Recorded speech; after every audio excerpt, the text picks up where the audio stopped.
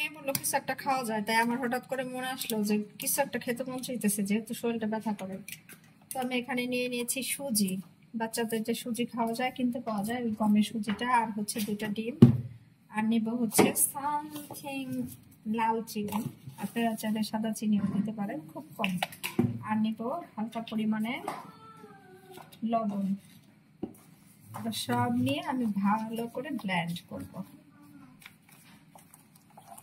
Liquid হয়ে গেছে মোটামুটি। এবার এটাকে আমি হচ্ছে 10 থেকে 15 মিনিট একটু এভাবে রেখে দেবো, যাতে সুজিটা ভিতরে সফট হয়ে যায়, তেলে দেওয়ার সাথে সাথে ভাজা হয়ে যায়। সো আমরা 10 থেকে 15 মিনিট দিয়ে দিলাম। আর এই যে অলরেডি একটা ভেজে ফেলেছি। সো এটা কিন্তু খেতে অনেক টেস্ট হয়, যেহেতু সুজি আবার ডিম আছে, খেতে ভালোই মজা লাগে। আর এই যে খুব ভাজতে একদম সময় লাগে না, খুব অল্প সময়ে বড়রা কি ছোটরা যে কেউই একটু নাস্তার জন্য এটা খেতে পারেন। যেহেতু এটাতে ডিম আছে, চিনি আছে এবং সুজি, এটা পুরাটাই কিন্তু হেলদি, বাট একটু গ্যাস্ট্রিকের প্রবলেম থাকলে সমস্যা। সো খুব বেশি খারাপ না। আল্লাহ হাফেজ।